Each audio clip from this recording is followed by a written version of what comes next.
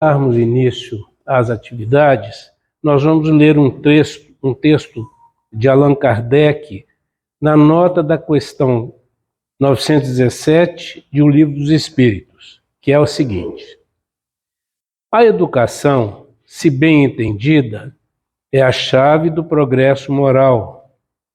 Quando se conhecer a arte de manejar os caracteres, como se conhece a de manejar as inteligências, poder-se-á endireitá-los como se endireitam as plantas jovens. Todavia, essa arte exige muito tato, muita experiência e uma profunda observação. Não está aqui no script, não, mas eu quero só lembrar o seguinte, que o nosso cantinho, com 73 anos, nós temos todas as atividades que uma casa espírita tem. E eu me sinto muito honrado de estar nesta casa há mais de 50 anos. Eu sou o mais antigo, não o mais velho, não o mais velho, né? Então, nós gostaríamos de parabenizar a todos nós que participamos deste cantinho de amor, esse cantinho de acolhimento. Vamos então elevar os nossos pensamentos ao Pai misericordioso, a Jesus, nosso amado Mestre, rogando a Ele que esteja conosco nesta comemoração das atividades desta casa, da saúde, da paz, do equilíbrio de todos nós. Rogando ao Pai que ilumine o nosso expositor da noite e que todos nós possamos aprender um pouco mais e exemplificar no momento oportuno, quando necessário. Ave Maria, cheia de graça, o Senhor é convosco. Bendita sois vós entre as mulheres, bendito é o fruto do vosso ventre, nosso Senhor Jesus.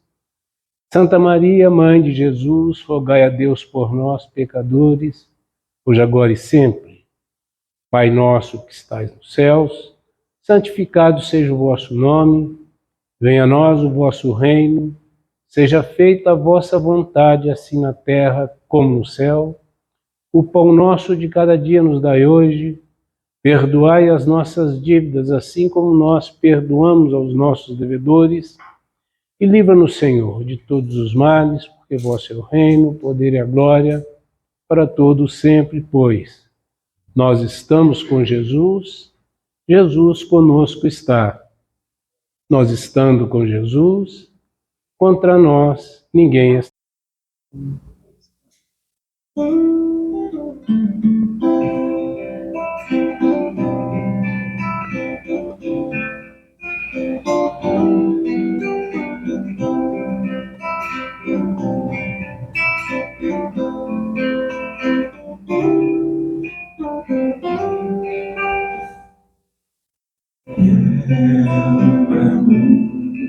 É criança brincar, é ouvir mil canções numa concha de mar, é chuva caindo, é campo em flor, e acima de tudo é o amor.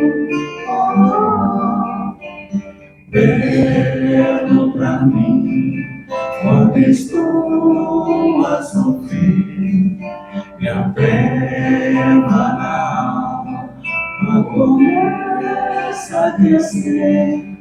Lembrar com alegria que além, muito além, à espera de mim, existe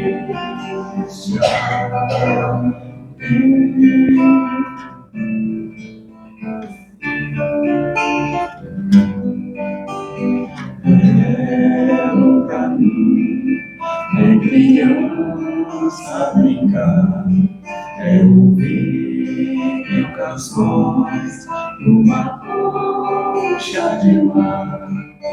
A chuva caindo é campo em flor, e acima de tudo é o amor.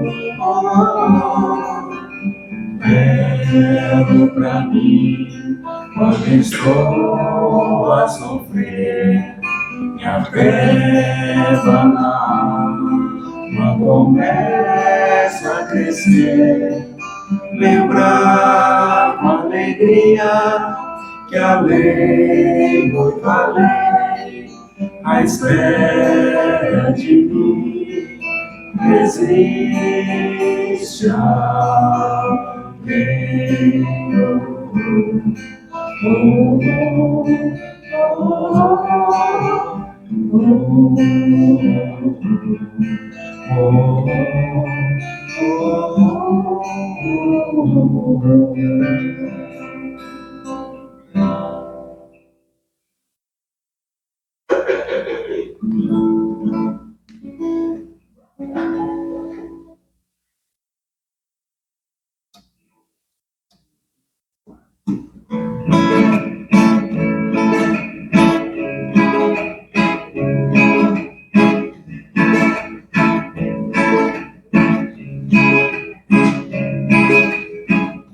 O céu de cor, a beleza da flor, ao redor tudo em paz. O que faz? Onde estás? Busque aqui, bem aqui. Não olhe pra trás, você vai conseguir. Um sorriso, um abraço, até mesmo um afago poderão nos unir. Brinque, cante, dance, balance, busque sempre ser você. Seja a paz, siga a paz, a cada entardecer. Seja a luz que conduz ao caminho do crescer.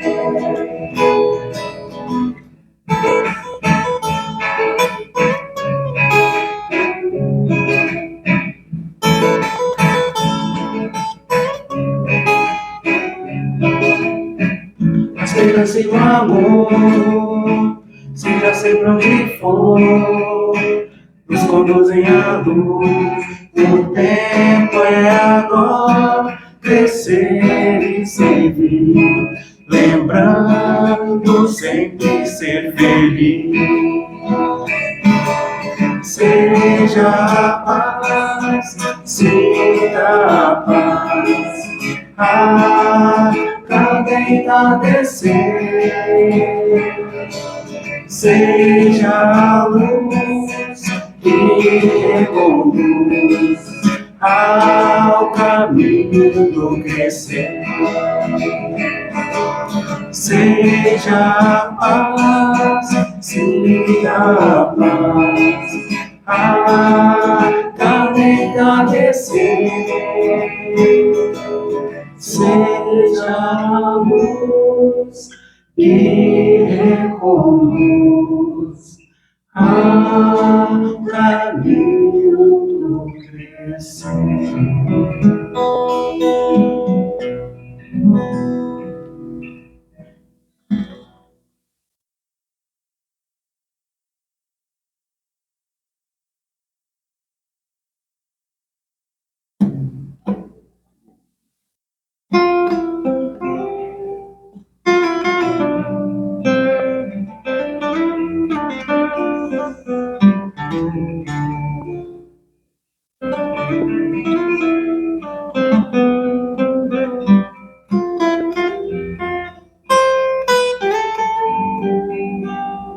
Eu queria saber se no céu existe um lugar os bichos da terra, as aves que voam e os peixes do mar.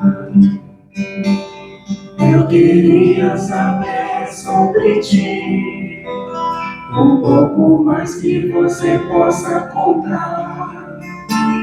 Eu queria ser seu amigo, venha comigo vibrar. Eu queria saber se as estrelas, os mundos enfim a voar, a vida teria, eu queria procurar e achar. Eu queria saber de onde vim, de Deus ou de outro lugar, saber um pouco mais sobre mim e amar. Eu queria saber se no céu existe um lugar, os bichos da terra, as aves que voam e os peixes do mar. Eu queria saber sobre ti, um pouco mais que você possa contar. Eu queria ser seu amigo, venha comigo vibrar. Eu queria saber se as estrelas, os mundos sem fim a voar, a vida queria, eu queria procurar e achar. Eu queria saber de onde vim, de Deus ou de outro lugar, saber um pouco mais sobre mim e amar, e amar. Então, dando continuidade à nossa comemoração e à programação da noite, vamos chamar nosso companheiro Afonso Chagas, que falará sobre Allan Kardec. Queridas irmãs, queridos irmãos, todo o grupo Cantinho de Jesus, Centro Espírita Manuel Maria da Silva, que temos aprendido ao longo de toda essa trajetória de 73 anos, eu não sei quanto tempo estou chegando aqui, mas de poder compartilhar de coração para coração com todos vocês dessas celebrações de ciclos que se encerram, ciclos de atividade. O meu pai desencarnou com 73 anos. O Cantinho de Jesus vai a mais de 200, né? Então, nós vamos seguir em frente porque a trajetória é essa. Conversando hoje sobre Allan Kardec, o codificador da doutrina espírita, que abre para a humanidade uma perspectiva nova de entendimento em torno da vida, do porquê de ser, de existir, de ser assim, poder cantar e sorrir, né? Diz a música. E nós estamos, à medida que vamos compreendendo toda a mensagem espírita, entendendo nossa real necessidade. Então, parabéns, muitas felicitações, possamos nós transitarmos com muita luz e com muita paz. Vamos pegar alguns dados. O menino Hippolyte Léon Denisard nasceu no dia 3 de outubro de 1804 em Lyon, na França. Lyon é uma cidade de muita importância para a comunidade cristã e, no nosso caso, espírita. Em Lyon foi fundada uma igreja por discípulos diretos de João Evangelista, a Igreja de São João Evangelista.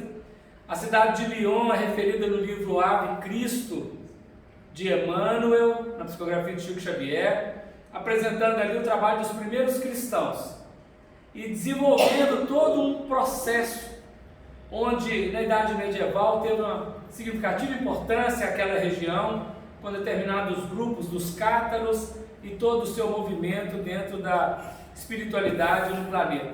O pai de Jean Batista Antonioni Rivaio era um juiz de direito. O pai de Allan Kardec sumiu quando Kardec tinha 4 anos de idade. Rivaio tinha 4 anos de idade. Não apareceu mais. Ele era um soldado, fazia parte militar, fazia parte, apesar de advogado também, fazia parte do campo militar, e acredita-se que ele tenha morrido na Espanha, numa dessas batalhas, mas não se tem notícia.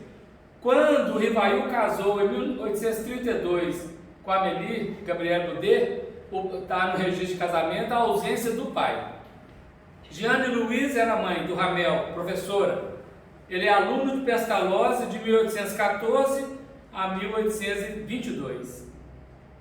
Família de advogados, né, na magistratura, na educação. E ele tinha interesse pelo estudo das ciências e da filosofia. É a base que nós temos de Allan Kardec, assim, bem simples, né? Foi discípulo, estudou a sua formação com João Henrique Pestalozzi.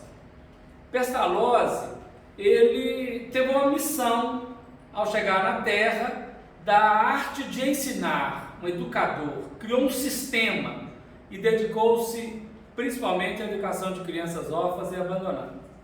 Desejava que se chegasse a um desenvolvimento harmônico da mente, do coração e das mãos. Isso é uma atividade tripla. Na mente, a vida intelectual. Coração, a vida moral. E nas mãos, a vida prática. Porque às vezes nós temos belas ideias, mas não são execuíveis na prática. E é preciso associar a intelectualidade, a moralidade, a amorosidade com a vida prática objetiva, principalmente no mundo de expiações e provas, que é um mundo de desafio. Aqui ainda estávamos preparando para entender a Terra como um mundo de expiação e prova. Já estávamos na expiação e prova, mas nem sabíamos que era expiação e prova quando Pestalozzi inicia seus processos educacionais, né? É uma nova metodologia de ensino, usando o campo intuitivo, que dizia: a intuição é fonte de todos os nossos conhecimentos.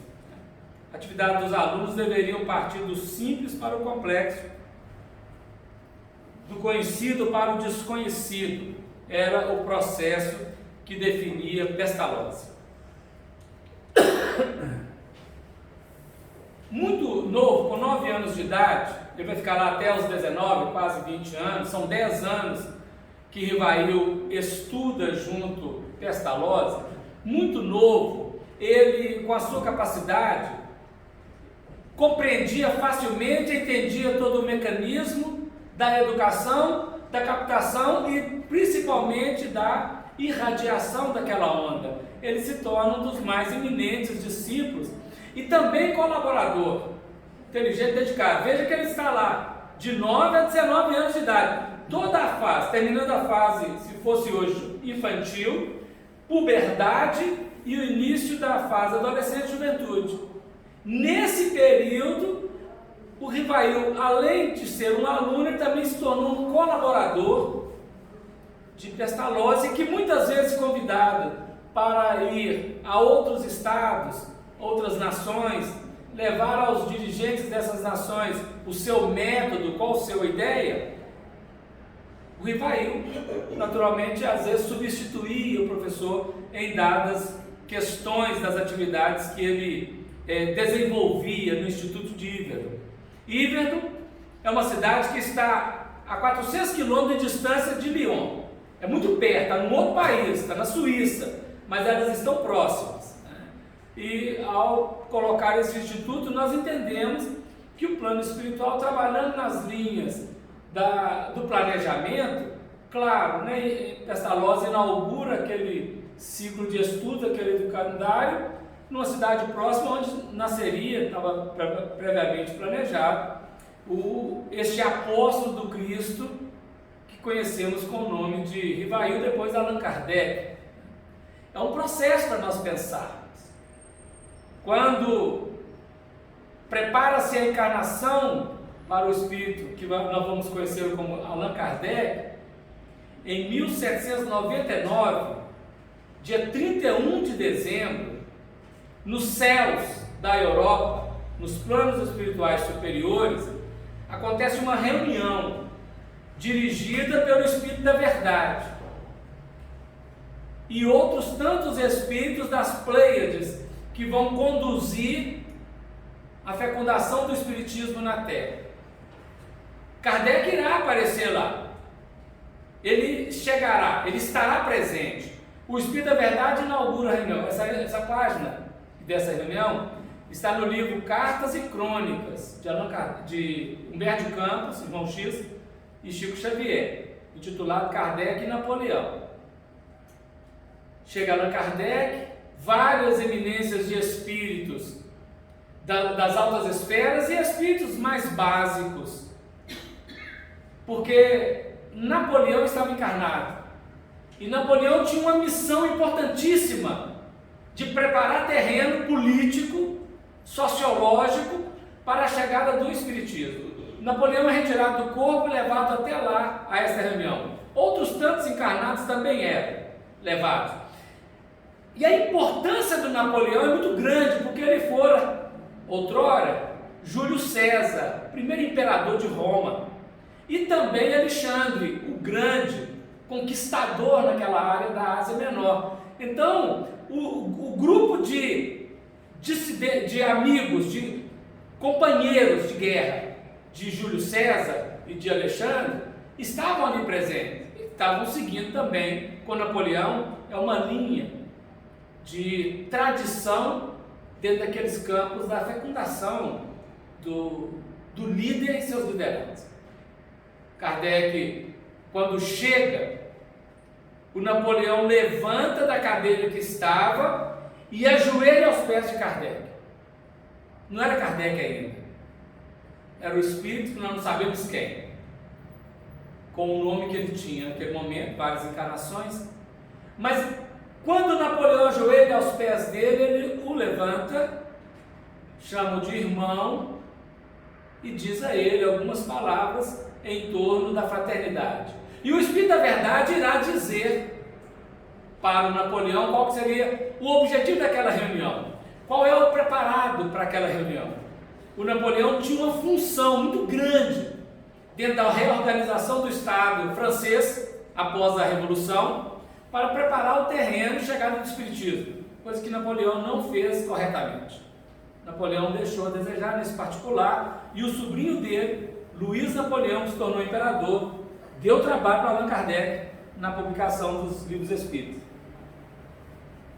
E muito vinculado à igreja dominante na época, Kardec teve muitas dificuldades, né? A publicação dos livros com o controle ferrenho da igreja naquela ocasião. Mas nós queremos lembrar dessa cena, porque lá no passado, quando nós falamos aqui daqui a pouco do nome Kardec, por que Kardec? Cerca de 80 anos antes de Jesus chegar no planeta, por volta de 80 anos, a 40 anos antes de Jesus voltar ao planeta, chegar ao planeta, Kardec estava encarnado na região que hoje é a França, nas Galhas, era um sacerdote druida.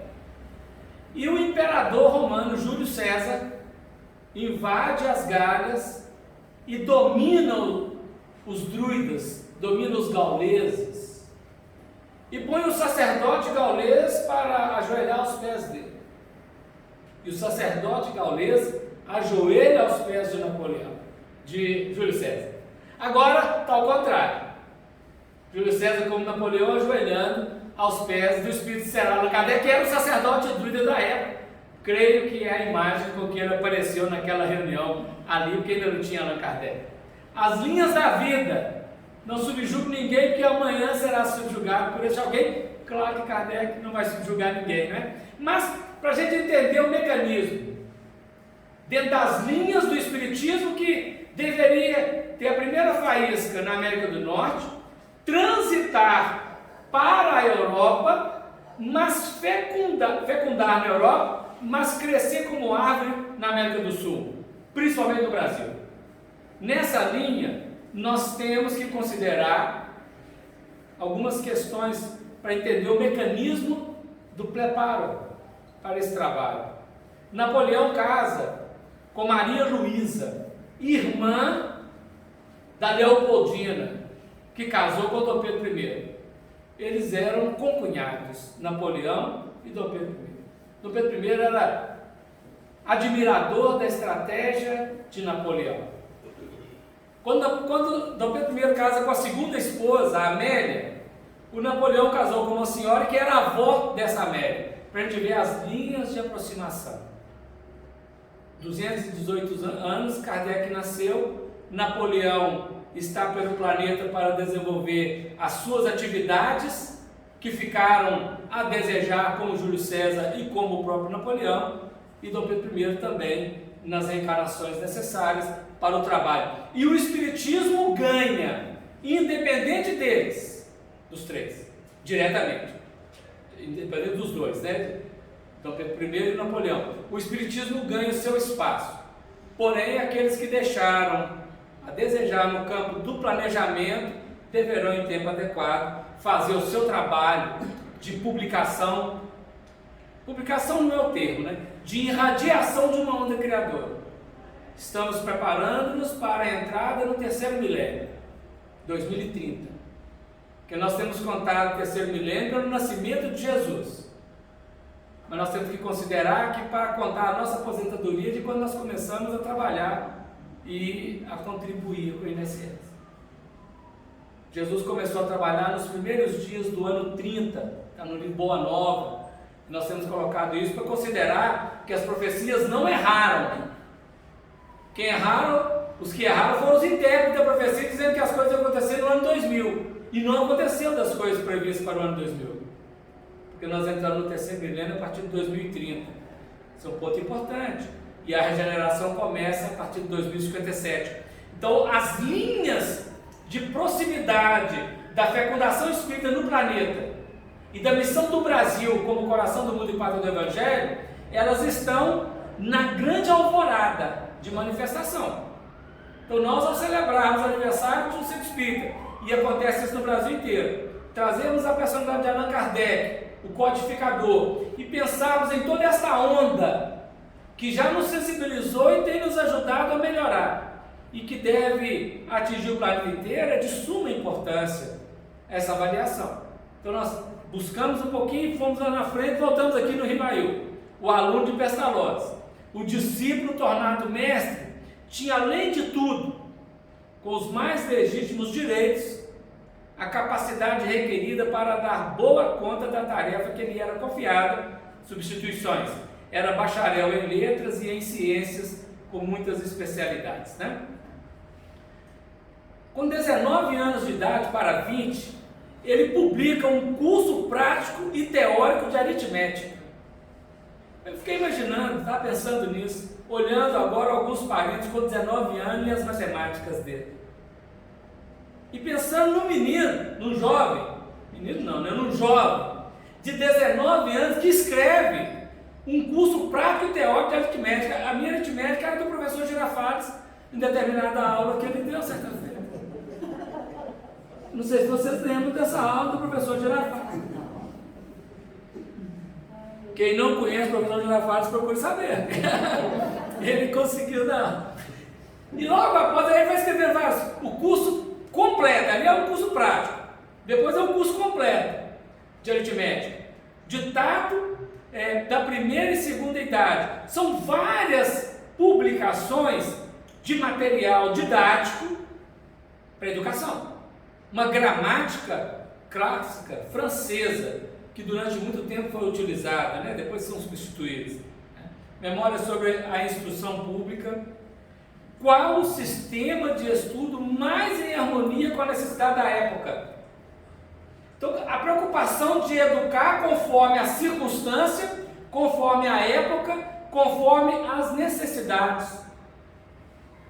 Porque se o educador não atenta ao educando, não tem interação empática, não tem fecundação. Não se aprende. O professor Rubens Romanelli, antes de ser professor, antes de saber as letras, era analfabeto até os 12 anos de idade. Autodidata, aprendeu a ler e escrever, começa as suas especializações, estuda, aperfeiçoa, torna-se professor. A Escola de Educação da Universidade Federal guarda o seu nome, na Biblioteca Rubens Romanelli, professor do Instituto de Educação, paraninfo de muitas das suas turmas, porque conseguia dizer àquelas alunas normalistas de coração para coração. Aprendeu, tornou-se espírita, escreveu vários livros, Rubens Romanelli. A semelhança, né, no campo dele, de Hipólito Leão Denizar Rivaio, procurando entender o mecanismo de fecundação. Terreno fértil, semente adequada, tempo apropriado, condições organizadas e que fazem parte daquele processo, e a germinação vai acontecer, né? Depois o Catecismo Gramatical da Língua Francesa e o Manual dos Exames para Certificados de Capacidade. Tem mais coisa, mas aqui nós temos um painel, um panorama de publicação dele, ainda depois na educação, né? Depois da formação, né? Foi para Paris em 1822, tinha 18 anos, né? E formou uma escola. Em 1832, há 10 anos depois, ele casou com Amélie Gabrielle Godet, que também tinha uma escola, uma mulher culta e inteligente, 9 anos mais velha que ele. Ela havia nascido em 1795, professora primária, também de letras, belas artes, preparada no mundo espiritual, né? Uniram, formaram um grande instituto que recebia quem podia pagar e quem não podia pagar. Não tiveram filho, educaram filhos alheios, mas faliram. Kardec faliu 2 vezes profissionalmente. Ele entregou, em certo momento, um parente dela, tipo um cunhado assim, para tomar conta dos bens, e teve uma falência. Foram 2 vezes que ele faliu. Era um processo dentro da orientação. Alguém fala assim, não, mas ele fez isso tudo porque deu certo a vida inteira.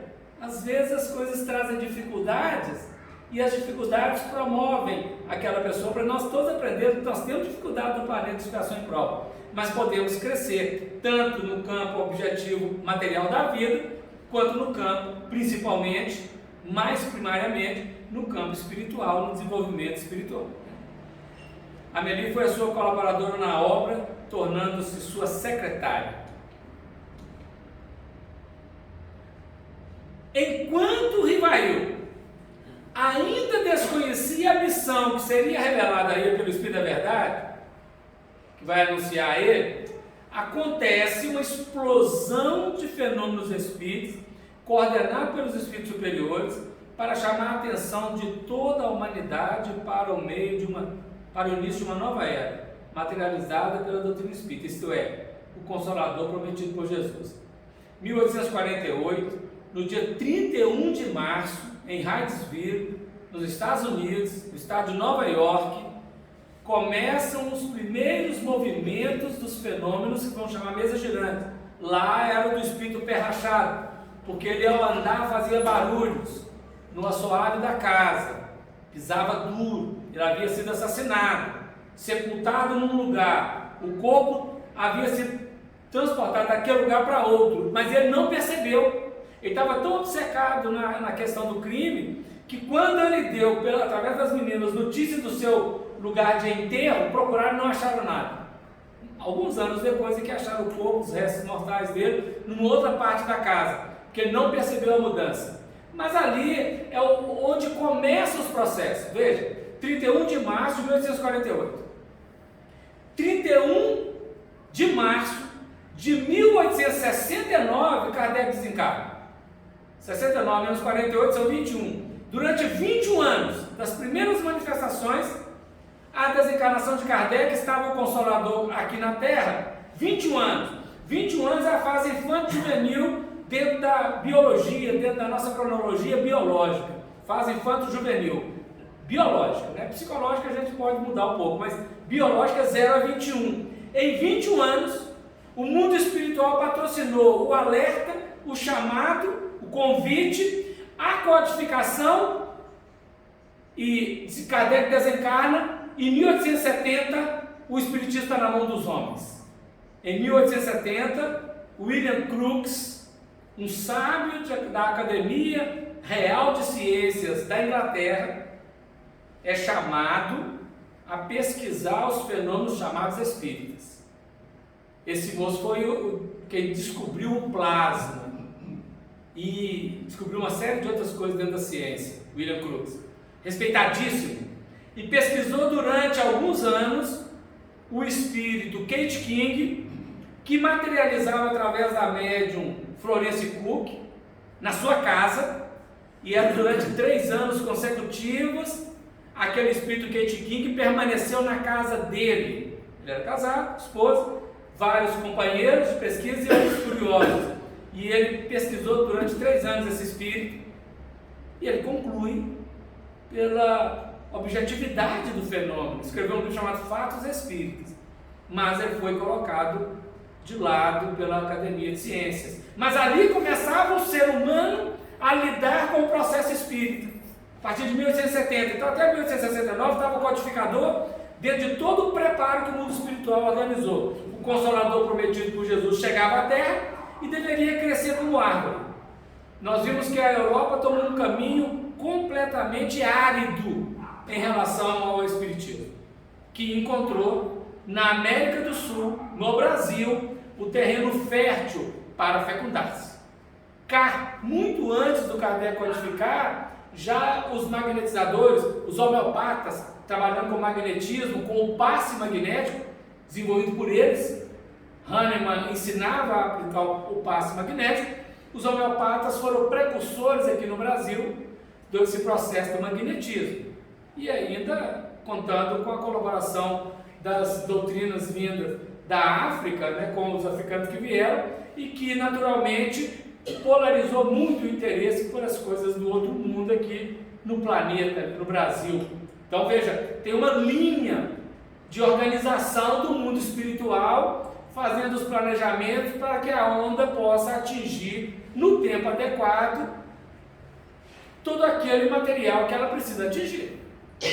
Nós que já chegamos aqui temos a nossa história nessa encarnação. Cada um pode descrever como que foi. Nós não sabemos antes se é a nossa primeira encarnação como espíritas, se é a segunda, né? Nós temos pouco tempo, 160 e poucos anos. Então não dá tempo de muita encarnação nesse terreno, não é? Deve ser a primeira, mas pode ser que alguém já desencarnou ou voltou. Continua, né? Jesus havia prometido que ia rogar ao Pai, e o Pai daria um outro Consolador, a fim de ficar conosco para sempre, que é o Espírito da Verdade, sendo que Jesus é o primeiro Consolador, né, o grande coordenador dessa atividade, dentro desse plano do desenvolvimento da vida. Em 1854, Kardec tinha 50 anos de idade. O nosso irmão falou que o irmão e a irmã, tem 50 anos de Cantinho de Jesus. Kardec tinha 50 anos. Kardec não, né? Rivail, o hábito. Ele foi chamado por um amigo muito entusiasmado, um magnetizador também, amigo dele de mais de 30 anos. Ele tinha muitas relações, porque ele estudava magnetismo. Magnetismo é do Mesmer. 200 anos antes, Mesmer desenvolveu todo um sistema de cura através do magnetismo. A ciência oficial da época abafou o caso do magnetismo, trabalhou na indústria química, e o magnetismo foi colocado de lado, porque não tem coisa mais gostosa quando está com dor de cabeça, tomar uma civalena, a dor de cabeça vai embora, ou uma Neosaldina, e aí a gente acabou, não tem mais problema, né? Então era mais fácil, as pílulas vieram e ninguém lembrou do magnetismo, mas o magnetismo foi retomado através do espiritismo. Existiam magnetizadores, mas a ciência oficial não aceitava, e nós pagamos um preço caro, apesar, e aqui nós com todo louvor reconhecemos o valor da medicina, ninguém está criticando nada, né? Reconhecemos o valor da medicina, reconhecemos o valor dos remédios, que são importantíssimos, precisa ter o seu lugar. Mas o trabalho magnético não podia faltar. O trabalho magnético, o magnetismo, a cura ou transfusão de energia, Allan Kardec fala assim no livro A Gênese. A cura opera pela transmutação, colocando uma energia sã, substituindo uma energia malsã. Jesus curava com o magnetismo. E Os homeopatas, além dos remédios que traziam aqui para o Brasil no início, aplicavam também passes, curavam com magnetismo. Tem um poder forte. Quem trabalha com tratamento espírita sabe disso, o quanto que o passe magnético, o quanto que o trabalho terapêutico do magnetismo, ele opera. As religiões têm, eu jurei, temos o reiki, temos outras doutrinas que trabalham com imposição de mãos, o quanto que ela fecunda. Mas a Europa não aceitou, porque interferiu nos interesses particulares e seguiu o caminho que seguiu. Mas todas as coisas voltam no tempo adequado, né? E o Fortier era um estudioso de magnetismo, juntamente com Kardec, e ele procura Kardec e fala assim com ele, o Rivail: olha, temos uma coisa muito mais extraordinária do que o magnetismo. Não só se consegue que uma mesa se mova, além dela mover, magnetizando, também que a mesa fale. Interrogada, ela responde. Imagina se sou eu, se é um de nós, ouvindo de um amigo falar assim: ó, nós aplicamos um passo numa mesa ali, num pé de cabra, numa vassoura até que acreditar. Hoje tem umas bolinhas de rodinha que você põe na casa, liga, ela roda, varre a casa inteira, tá de boa. Não é? É uma vassoura rodante, né? Uma vassoura girante, né? Um robô. Mas é que, imagina falar, olha, tem uma mesa que gira, é aplicado o passe, ela fala. Olha o que o Rivail respondeu, que ele era um homem muito prático de ciência. Ele vai falar uma frase muito interessante aqui depois.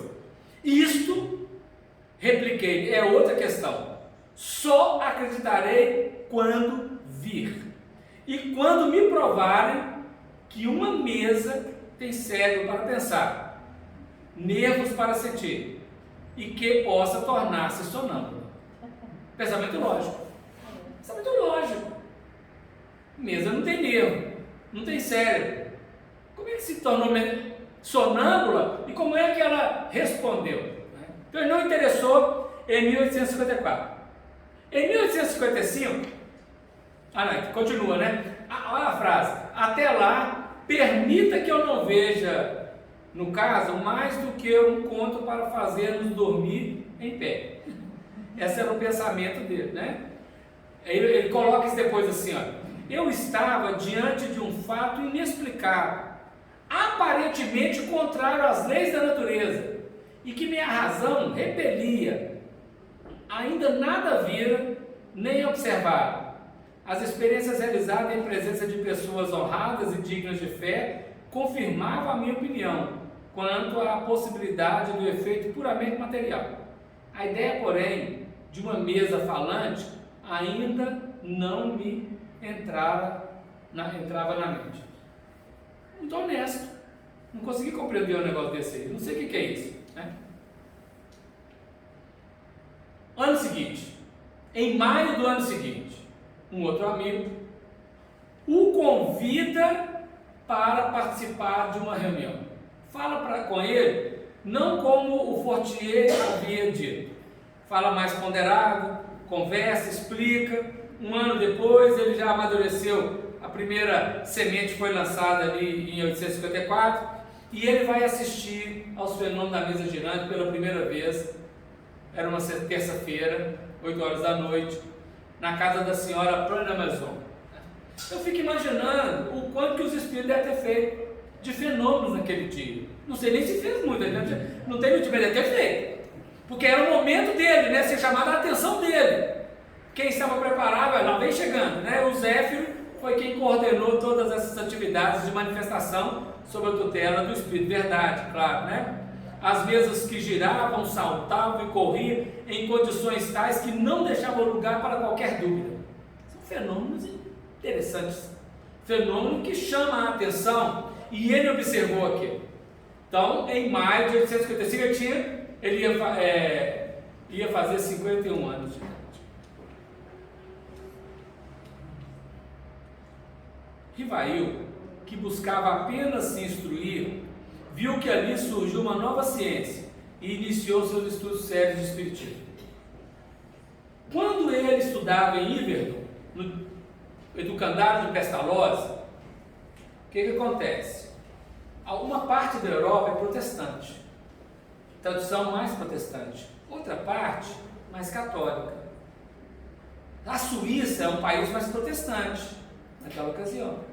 A França, ela, apesar de ter lá Calvino e outros tantos, tinha uma feição muito grande de tradição católica, e a família do Kardec, do Rivail, era católica.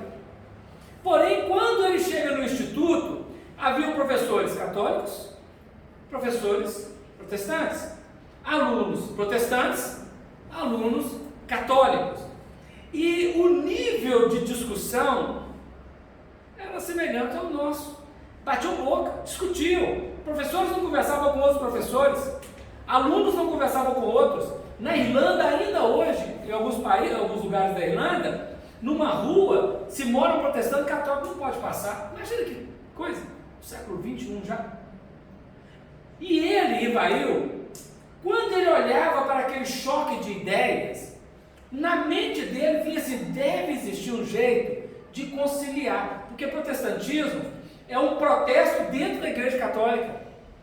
Apenas alguns itens em desacordo, conforme as circunstâncias que Martinho Lutero encontrou na época, mas ficou dois grupos muito fortes, rivais, né, paralelos, mas o mesmo esquema, a mesma teologia, que está numa, está noutra, com pequenas variações. Mas o grupo que defendia as ideias, hoje não é tanto assim na Europa, mas aqui no Brasil às vezes ainda é, mas na Europa não é tanto assim mais, tem poucos lugares, mas naquela ocasião era muito forte. E aquilo sensibilizava por demais a mente do menino, do jovem, do adolescente Rivail, a ponto dele pensar que poderia haver um jeito de conciliar essas duas. Então, quando começam esses movimentos das mesas girantes, e quando os espíritos começam a falar de uma nova era, de um abraço, de um amplexo, de uma nova religião, que era necessário fazer mudanças, era o que ele estava procurando. No primeiro dia, ele foi lá apenas para ver. Aí, ele achou interessante, passaram por um vasto material, várias perguntas que já haviam sido feitas, 50 cadernos, não sei quantas folhas tinha cada caderno, mas 50 cadernos com material de perguntas que desde 1848, né, nos Estados Unidos, não sabemos a data certinha quando começou na França, mas deve ter sido um ano e meio depois, mais ou menos um ano. Até ali, 3, 4 anos de trabalho, de material, de perguntas, tinha muita coisa. Ele começa a instruir e ele viu que ali surgiam coisas muito profundas, muito sérias, porque as respostas que às vezes eram dadas, conforme a pergunta, talvez o perguntador nem entendeu bem o que foi a resposta, mas ele entendia porque ele tinha uma vasta cultura, isso era importante, né?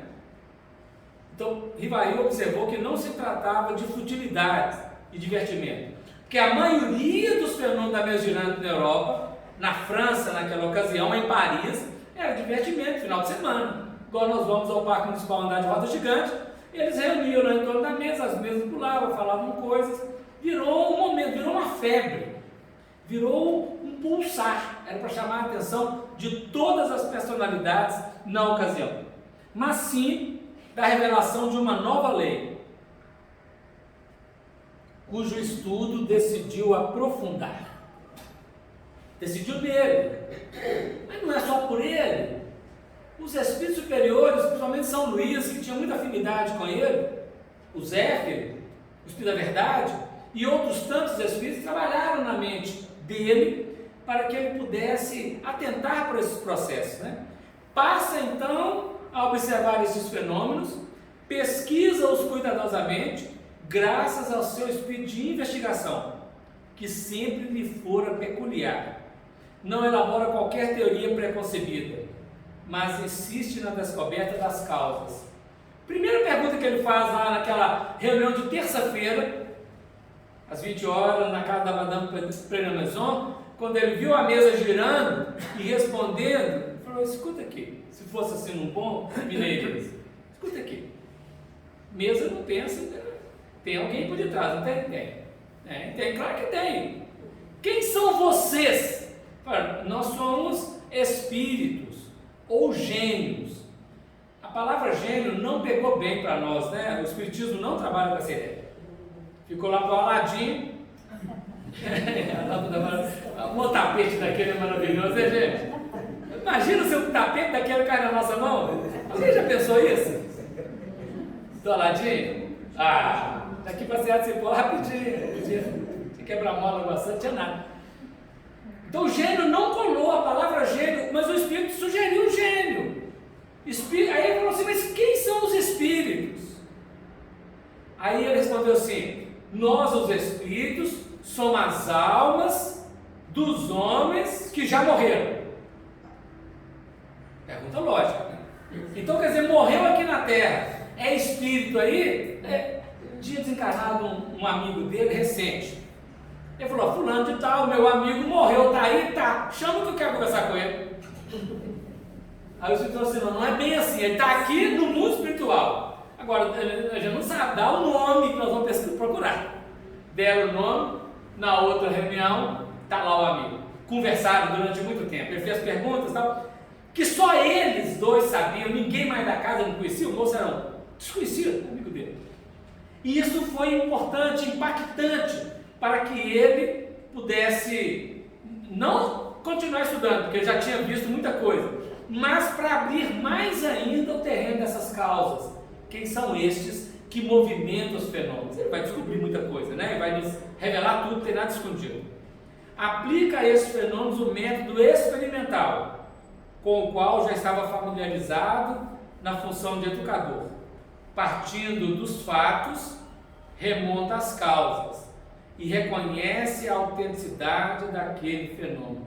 O Espiritismo não surgiu da cabeça de alguém um dia, o Espiritismo não é uma invenção, ela é uma codificação a partir dos fatos que se manifestaram mais de uma vez, em vários lugares, de maneiras muito diferentes, com vários sistemas, e que uma vez organizado, dado o método devido, a orientação devida, tornou-se, né, irrefutável como doutrina. Pode-se questionar determinados pontos do que desdobra, mas da metodologia que ele aplicou, não. O problema é que nós estamos lidando com espírito, com inteligências, não é com matéria bruta. Então, às vezes, alguém tenta replicar e não consegue, porque não tinha a mesma autoridade do codificador, não está no mesmo processo de fecundação, de codificação. Então, pode acontecer, claro, de alguém tentar e não obter aquilo que está buscando. Mas já tendo material, vamos pesquisar o que existe, né? Quando começam as primeiras... Aí ele vai estudar, daí a pouco os grupos se organizam, né? Ele vai estar num determinado momento, o Espírito da Verdade vai aparecer e começar a trazer algumas orientações.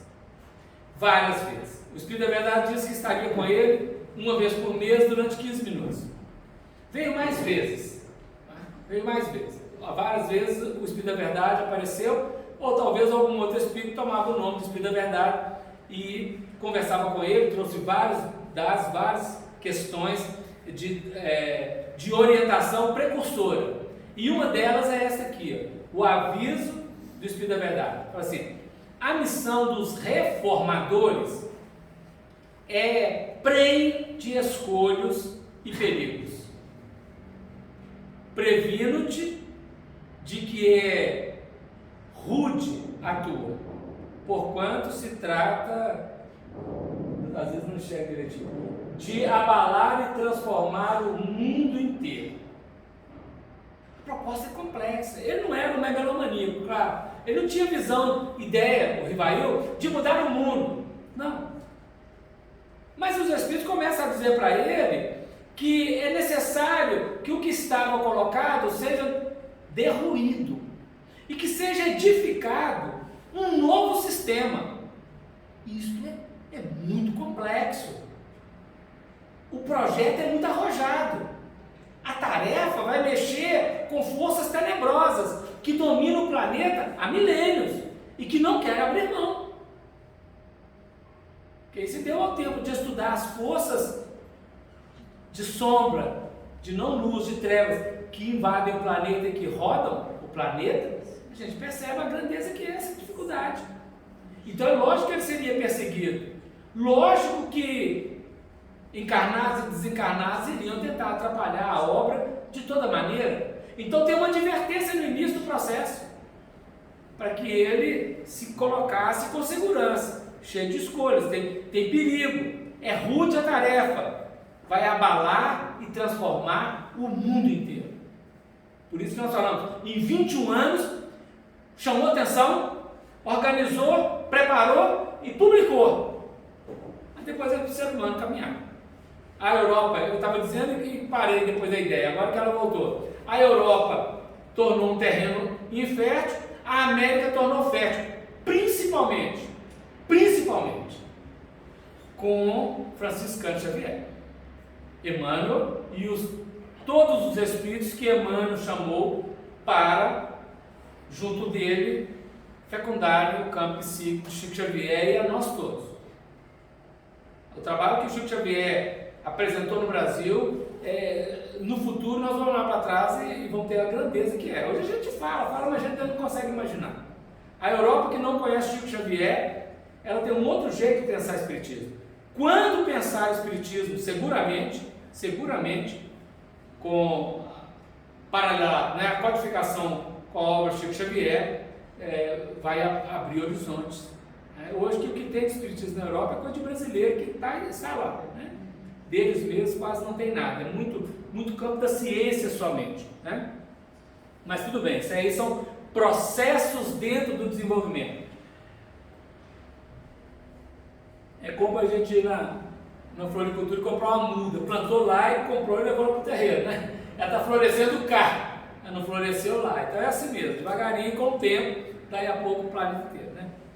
Suscitarás contra ti ódios terríveis, inimigos conjurarão para a tua perda, ver-te-ás abraços com a malevolência e a calúnia, a traição mesmo dos que te parecerão os mais dedicados.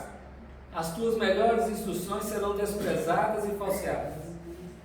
Terás de sustentar uma luta quase contínua com sacrifício de teu repouso, da tua tranquilidade, da tua saúde e até da tua vida, pois sem isto viverias muito mais tempo. Você vai morrer mais. Vou te começar a falar aqui, não vai durar muito tempo não. Não vai durar muito tempo não. E foi rapidinho, né? Começou em 1855, trabalhou em 1869, 14 anos depois tinha desencarnado. Foi assim, passou com o metrô, rapidinho. Aí vai dar a resposta do Kardec. O Espírito da Verdade escreveu através do médium, não foi falado, né? Foi escrito. Aí ele leu e fala assim: eu agradeço os teus sábios conselhos, aceito tudo, sem restrição e sem ideia preconcebida. Aí ele faz uma prece: Senhor, pois que te dignas lançar os olhos sobre mim para o cumprimento dos teus desígnios, faça-se a tua vontade. Está nas tuas mãos a minha vida, dispõe do teu servo. Maravilhoso. Uma adesão. Escutou, ouviu o processo, acolheu, agradeceu, falou: estou pronto, vamos seguir o trabalho. A semelhança de Francisco de Assis quando despertou, a semelhança de Maria de Nazaré quando chamada pelo anjo Gabriel ao projeto do nascimento do Cristo, ele trabalha nessa linha, estamos todos dentro do mesmo processo. Eles lá e nós aprendendo com eles, dentro desse campo, porque Kardec é um dos grandes trabalhadores do Cristo. Nós tínhamos falado do pseudônimo. A doutrina espírita, ela vem trazer nas suas derivações no movimento de manifestação uma quebra do paradigma chamado personalidade. A vida humana, ela nos fez parecer que o valor está na personalidade. O ego. Eu sou importante. E o Espiritismo, ele vem mostrar, não diretamente, ele fala isso no conteúdo, mas ele vem trazer um processo de aprendizado para que o valor não esteja na personalidade, sim na individualidade. Não no ego, mas no eu real. E o Kardec é o primeiro a dar o testemunho disso. Quando da publicação do livro, Hippolyte Léon Denisard Rivaio era uma personalidade conhecida na França, respeitada fora da França. Os livros didáticos dele, como educador, como professor, eram conhecidos. Ele era uma personalidade da época. Então, pessoal, eu publicar um livro é mais um livro do Rivail. O problema é que eu estou colocando coisa aqui que nem eu sabia. Não fui eu quem escrevi o livro. Não fui eu quem concebi o conteúdo do livro. Ele fez as perguntas. A pergunta qualquer um pode fazer. O problema é a resposta. Aí ele pôs um impasse. Como que eu vou colocar? Que nome eu colocarei? Se ele estivesse buscando fama, colocaria o nome dele, Rivail. Iriam comprar o livro por causa do autor. Iam ler, falaram, mas que danado que é isso? Você escrevendo gramática, aritmética, e esse negócio agora de Espírito da Verdade, poderia ter um problema. Aí ele disse, agora, quando o Zéfiro, está colocado ali, né? O Zéfiro é um espírito desses próximos dele, havia vivido com ele lá atrás, naquela encarnação das galhas, dos druidas. Falou, você teve uma encarnação comigo, nós estivemos juntos, você chamava Allan Kardec, você era um sacerdote. Quando a gente procura esse sacerdote, não tem esse nome, tá? Não tem esse nome.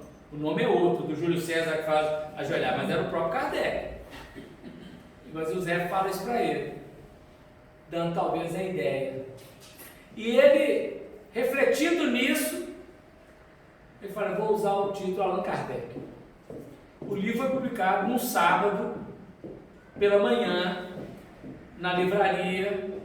O livreiro era famoso, e as grandes personalidades, de novo a personalidade, da França, nos sábados pela manhã, procuravam a livraria para ver o que tinha de novidade. Foi assim que o Victor Hugo esteve lá, Camille Flammarion, vai ser discutido aqui.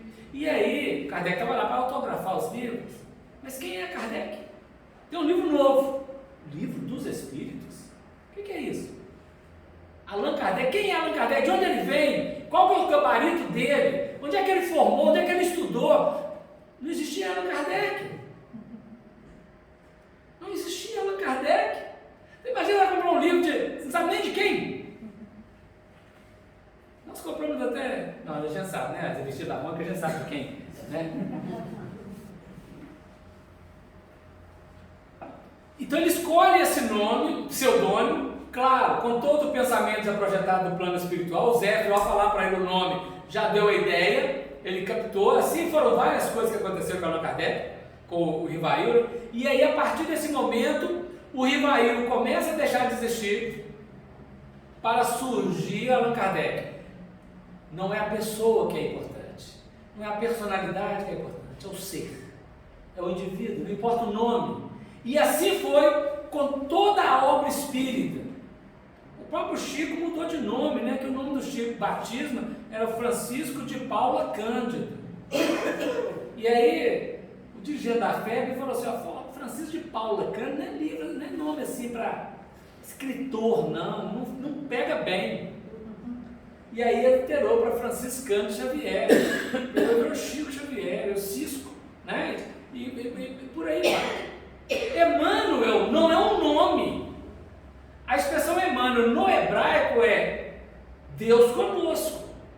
Mas quando Emmanuel viveu como Manuel da Nóbrega, ele querendo, porque foi o primeiro escritor brasileiro, um catequizador de índios, né, educador de índios, ele, Zé de Anchieta e outros tantos, na fecundação dos primeiros dias do Brasil, o Brasil nascente, ele era educador aqui. Ele quis homenagear o Manuel da Nóbrega e homenagear o termo Deus conosco da Bíblia. Então o que ele fez? Ele juntou as primeiras letras do nome dele, Henrique, Maria, Manuel da Nóbrega. Henrique sem o H. Henrique é Maria M. Manuel. Juntou, fez Emmanuel. Não existe o Emmanuel, assim não existe. André Luiz não é um nome. O médico que morreu no Rio de Janeiro não é André Luiz, não existia. Ele assimilou o nome do irmão do Chico Xavier, que estava lá na sala no dia que ele estava conversando com o Chico. Humberto de Campos, por causa do constrangimento com a justiça, mudou para o irmão X. Para mostrar para nós a questão do nome, não importa o nome, a personagem. Não importa muito todo o conteúdo doutrinário que irradia para alterar a ideia do planeta. Começa com o próprio codificador e deve ser conosco. Que nome que nós tivemos na outra vida, não importa que nome nós temos agora, não importa tanto, importa o trabalho, né, que nós temos que realizar diante do cenário da vida. O método de investigação científica dos fenômenos espíritas. Kardec, do campo do positivismo, Kardec está todas as ciências emergindo, todas as bases da pesquisa humana emergindo, o Espiritismo é a cereja, né, a cumieira do processo, o Espiritismo vem depois de todas elas, aquelas básicas, o Kardec adota então o método experimental, né? O método adotado por Kardec na investigação e comprovação do fato mediúnico é o experimental, aplicado às ciências positivas, fundamentado na observação, na comparação, na análise sistemática e na conclusão. Essa é a base do método experimental. Então o Espiritismo é de revelação espiritual, é subjetivo porque trata do Espírito, mas usou o mecanismo, a medida da matéria, por uma pessoa capaz de adequar todo esse processo, todo esse fundamento. E a coisa é tão importante que quando o Arthur de Conan Doyle, escritor famoso, que escreveu sobre o Sherlock Holmes, né, sei lá o que ele é. O que ele é? Personagem da... Mas qual que é o trabalho dele? Investigador. Investigador, né? Detetive. Detetive. A palavra não vinha aqui, eu ia falar que era espião, mas não é espião. Só estava espião na cabeça. O Arthur Conan Doyle, ele está lá na Inglaterra. Então, quando ele começa a atentar para o Espiritismo, o que ele faz? Ele escreve um livro chamado História do Espiritualismo, virou História do Espiritismo, hoje é Espiritualismo, e ele trabalha com o Espiritismo da Inglaterra, da Alemanha e da América do Norte. Então Kardec, na obra do Conan Doyle, é uma nota de rodapé, meia página, ele não aparece, não tinha valor, porque a Inglaterra, os ingleses não aceitavam a reencarnação, aliás, nem o próprio Kardec, né? Kardec só foi aceitar a reencarnação bem tempo depois, ele aceitava os fenômenos da reencarnação e tinha dificuldade. Mas os ingleses não aceitavam. Os ingleses até hoje ainda têm muita dificuldade com o processo da reencarnação. Não pensam na reencarnação. Então, quando o Conan Doyle trabalhou, é aquela discussão do norte e o sul. A França, aquele processo da França, os latinos não se equivaliam ao norte. Alemanha, Inglaterra, Estados Unidos. E com isso, a história do Espiritismo, que é importante, do Conan Doyle, não dá a menção devida ao Kardec. Nós vamos descobrir o Kardec a partir do Brasil, com toda a disseminação da obra Chico Xavier e todo o processo que a Federação Espírita Brasileira vai fazer ao longo do tempo para dar a dimensão devida ao Kardec. Claro que lá na França tinha tudo isso, né, o mestre e tal, mas ele desencarnou muito rápido e os processos vão acontecendo, né? É preciso considerar todo esse movimento. Kardec diz assim, está lá no Obras Póstumas. Nunca elaborei teorias preconcebidas, observava cuidadosamente, comprovava, deduzia consequências, dos efeitos procurava remontar as causas, por dedução e pelo encadeamento lógico dos fatos, não admitido por válido uma explicação, senão quando resolvia todas as dificuldades da questão. Quando Kardec coloca os detratores do Espiritismo, toda vez que eles vão falar alguma coisa, eles esqueceram de pensar numa outra. Então, quando nós vamos desenvolver uma tese, nós temos que avaliar todas as possibilidades. Se tiver uma coisa furada, é como uma caixa d'água, com um buraco. Por mais que encha d'água, a água está vazando. Então, Kardec conseguia, na mente dele, organizar todo esse processo e no conteúdo que a gente vê, não falta nada, né? 2 importantes critérios científicos foram adotados por Allan Kardec na tarefa de reunir informações para a elaboração da doutrina espírita. A generalidade, ou seja, universalidade, a coisa acontece em vários lugares, não acontece só num lugar, né? E a concordância do ensino dos espíritos, isso é importante. As vozes falam, o espírito sopra onde quer, não sabe de onde ele vem nem para onde vai. Então, assim que ele se comportou, enviava cartas, a partir desse momento enviava cartas para vários lugares. E olha, a Europa teve mais de 1 milhão de espíritas na época de Kardec. O Brasil hoje, pelo censo de 2010, são 3 milhões de espíritas. Cerca quase 30 milhões de simpatizantes. Gente que vai no centro espírita, faz uma garrafada ali, garrafada lá, uma coisinha aqui, outra ali, que toma um passe, que pensa assim, na próxima encarnação eu faço isso. Simpatizante de ver novela tem cerca de 30 milhões. Mas frequentadores, 3 milhões. Acreditávamos que eram 8 milhões. O censo falou que eram 3. Tem um problema de família, né? Um espírita na família, chega lá o recenseador, aqui o que é? Católico, pronto, né? Então não aparece porque não responde, não dá a resposta. Às vezes não consegue captar isso. Né? Igual o rapaz falou comigo, o censo passou lá em casa, mas não perguntou minha religião não. Ele estava incomodado. Não perguntou não, né? O censo passou, mas não perguntou a religião não. Ou seja, ele pergunta na rua, faz uma estatística, né? A estatística trabalha com grandes números. A gente sabe, uma gotinha de sangue fala do sangue inteiro. Então eles fazem essa observação. Só que sangue é diferente de sociedade. Então existem algumas lacunas. A estatística trabalha com esses números todos. Mas acreditavam ser 8 milhões, são 3. E pode ter uma variação para mais ou para menos aí. Então somos muito poucos na quantidade. Mas se espera uma irradiação, não de doutrina para dominar outras doutrinas, mas de conteúdo moral, ético, de verdade, para sensibilizar todos os corações. Em tempo adequado, a própria ciência dominará esse terreno. Em tempo adequado, a ciência irá comprovar o espírito e a comunicabilidade e outros fenômenos. Mas nos compete muito o trabalho da fecundação moral. Por isso o Evangelho segundo o Espiritismo está falando do plano moral. Porque uma coisa é a ciência trabalhar a comprovação espírita. E a comunicação. E a reencarnação. O problema são as consequências disso. Que nós temos que nos preparar cada vez mais, né? Para essa apresentação. Uma só garantia séria existe para o ensino dos Espíritos: a concordância que haja entre as revelações. Que eles façam espontaneamente, servindo-se de grande número de médios, estranhos uns aos outros em vários lugares. Foi o que eu estava falando.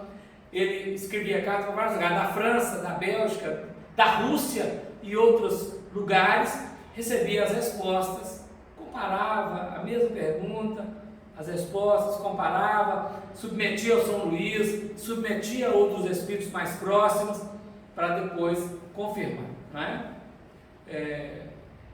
Prova a experiência que quando um princípio novo tem que ser enunciado, isso se dá espontaneamente em diversos lugares, em diversos pontos ao mesmo tempo, e de modo idêntico, senão quanto à forma, quanto ao fundo. Né? Está no Evangelho segundo o Espiritismo, esta ideia.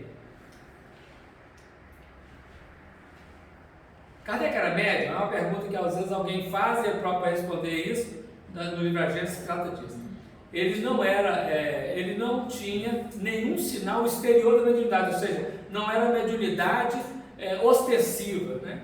Mas na elaboração do Evangelho segundo o Espiritismo, o seu cérebro percebia as inspirações do mais alto, com uma faculdade tão grande que nem ele mesmo suspeitava. O que aconteceu? Em agosto de 1863, ele retirou-se para uma casa de praia que eles tinham, e lá ele vai ficar até dezembro. E ali as ideias dele começam a povoar de evangelho, da literatura bíblica, e ele começa a ter visões, sonhos, vai trabalhar todo esse conteúdo. E organiza, nem a esposa sabia o projeto que ele estava trabalhando. Aí tem algumas cartas, tem algumas trocas, algumas coisas que depois vão ser reveladas, né? Mas ele prepara o livro. Em abril de 1864, ele publica o Evangelho segundo o Espiritismo com o nome de Imitação do Evangelho segundo o Espiritismo. Mas depois ele vai mudar o nome para Evangelho segundo o Espiritismo. O termo imitação não colou bem para o editor e nem para os espíritos. Mas ele insistiu. A segunda edição foi com o nome de Imitação. Ele não queria mudar o nome, que era o que ele tinha convicção.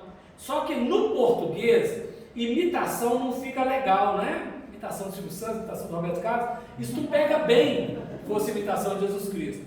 Então os espíritos convenceram, o editor pediu para mudar, ele não queria, os espíritos falaram, não, o editor tem razão, muda, porque os espíritos já estavam vendo o processo lá na frente, né? Como era a personalidade de Allan Kardec? Concluindo aqui, está quase acabando. Era muito polido, de fina educação, sério, mas não sisudo. Tranquilo e moderado, seu temperamento equilibrado, denotava uma personalidade enérgica e perseverante. A tolerância absoluta era a sua regra, tolerância absoluta. Flammarion o denominou bom senso encarnado. Disse o próprio Kardec, sou um homem positivo, sem entusiasmo, que tudo julga friamente, raciocina com uns, está faltando aqui, eu não sei, né? Depois eu vou pesquisar. As obras publicadas, o Livro dos Espíritos, 57. O Livro dos Médiuns, 61. O Evangelho segundo o Espiritismo, 64. O Céu e o Inferno, 65. A Gênesis, 68. E depois a Revista Espírita, que era um jornal, um periódico mensal, que começou a circular em janeiro de 58 e foi até a desencarnação dele publicado. Depois continuou, né? A Sociedade Parisiense de Estudos Espíritos continuou publicando isso durante muito tempo. Tem muito material após a Revista Espírita que o próprio codificador publicava. Então vale a pena buscar, pesquisar, tem muita coisa para a gente ler, né? Percebeu a necessidade de criar um meio de comunicação, não tinha hoje o que nós temos, então esse contexto aí fazia essa aproximação entre as pessoas e ele, com cartas. Imagina o tanto de carta que ele recebeu, imagina o tanto de coisa que ele... isso aqui são questões que nós vamos deixar, porque nós temos lá vai ligeiro. O discurso do Camille Flammarion, um pedacinho dele, no dia da desencarnação, né? Depois, na hora do sepultamento, que não foi no mesmo dia da desencarnação. Este é o castelo de Yverdon, da Suíça, do Pestalozzi, foi aí que ele estudou. Era um castelo mesmo, né? Bonito, devia ser grande lá dentro, né? O tempo lá vai ligeiro, não dá para ficar falando muita coisa, mas trazendo a base para a gente pensar sobre o codificador, o trabalho hercúleo. Não podemos deixar de falar de Kardec, por mais que a gente já sabe toda essa história. Resgatar sempre, porque a nossa memória, com todos aqueles que foram grandiosos na tarefa, aqueles que trabalharam denodadamente, não pode ser esquecido. Às vezes nossa memória vários eventos acontecendo, nós vamos esquecendo. E do codificador não podemos esquecer de maneira nenhuma, nem de nenhum trabalhador, né? Vamos conhecer a todos eles e prosseguir. Muita paz a todos, muito obrigado, Deus abençoe. O estudo não é bom, o tempo não passa, né? E esse aqui, mas já acabou. Sou rápido, né? Muito bom, viu? Muito bom mesmo. Obrigado. E nós queremos passar esse agradecimento. Beleza.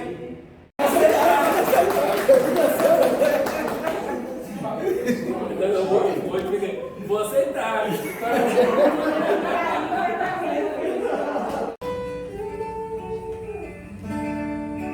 Milênios a luz se faz presente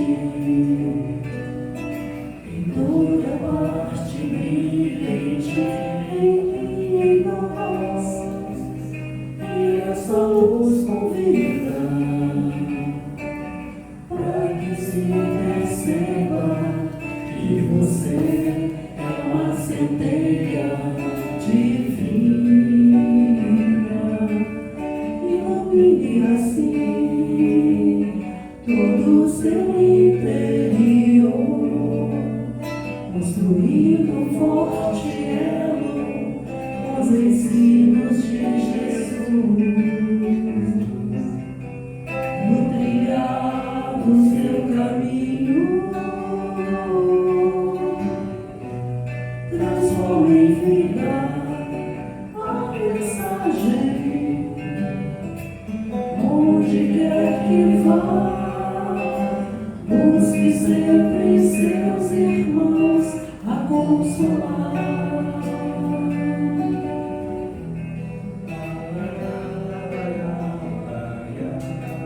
E e assim perceberá sua conduta a transformar, o amor a se espalhar, e consigo a luz a cada passo permanecerá. Um novo homem virá ao aceitar e encontrar a mensagem de Jesus, resplandecendo a sua luz, que agora sim brilhará e em toda parte estará. Em ti, em nós, o amor a brilhar, que agora sim brilhará, em toda parte estará. Em ti, em nós, o amor a brilhar.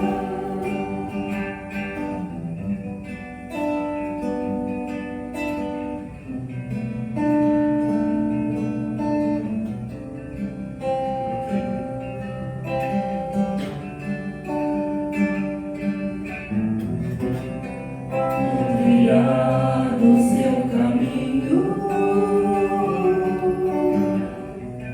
transforma em vida a mensagem. Onde quer que vá, busque sempre seus irmãos a consolar.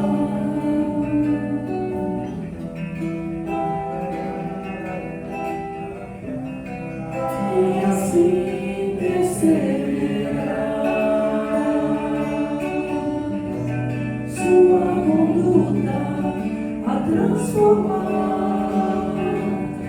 o amor a se espalhar, e consigo a luz a cada passo permanecerá. Um novo homem virá ao aceitar e encontrar a mensagem de Jesus, resplandecendo a sua luz, que agora sim brilhará e em toda parte estará. Em ti e em nós, o amor a brilhar, que agora sim brilhará, em toda parte estará. Em ti e em nós, o amor a brilhar.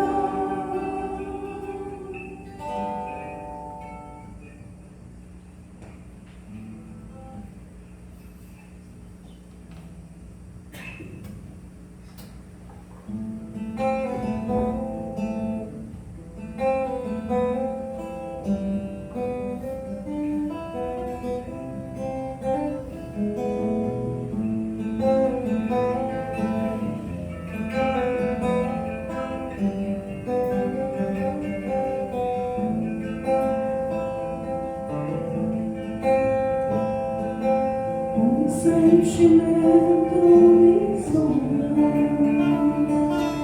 não sei dizer, tudo é novo pra mim. Meu coração se renova, sinto a esperança invadir o meu ser. Quero ser manso, ser limpo, ser justo e pobre de espírito ser. Tua palavra me sonda, me conta do reino que espera por mim. Eu te ofereço meu canto, as dores da alma que quer renascer. Eu ouvi tua voz, teu falar.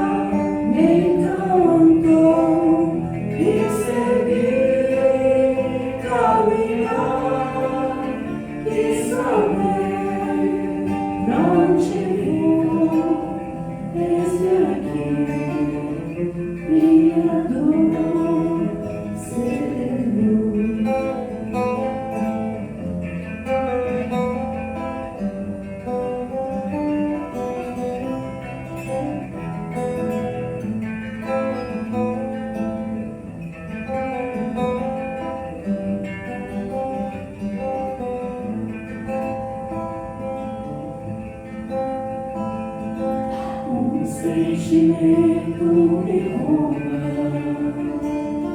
Não sei dizer, tudo é novo pra mim.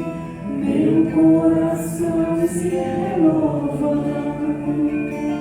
Sinto a esperança invadir o meu ser.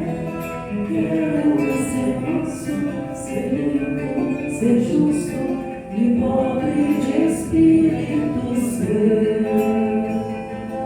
Tua palavra me sonda, me conta do reino, espera por mim. Eu te ofereço meu pranto, as dores da alma que quer renascer. Eu ouvi tua voz, teu falar me cantou e segui caminhar e saber pra onde vou. Eis-me aqui, minha dor.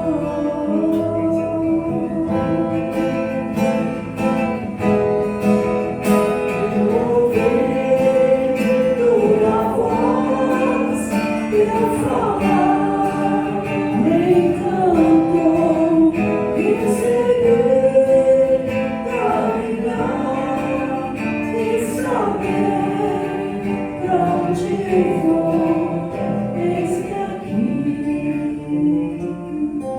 minha dor.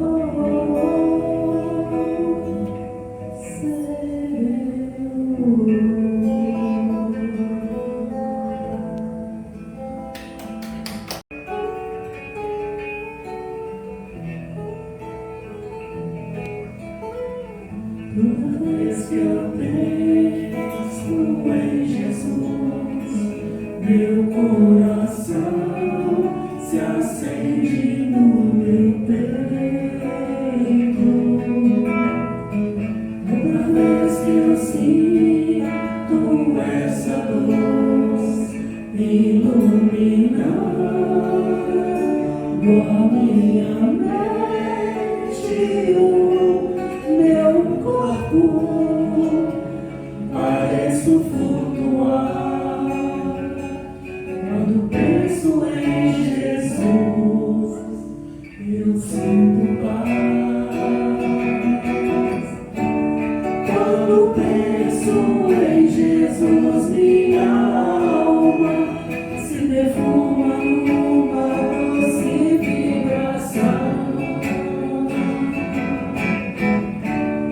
Os meus pensamentos se transformam e eu sinto que dentro do coração vai surgindo, vai crescendo um sentimento diferente por me enchendo, me elevando, transcendendo todas as fronteiras. E o mundo inteiro é alegria, colorido como uma manhã de sol. Quase grito de tanta felicidade, meu sorriso não demora a despontar. Quando penso em Jesus, só quero amar.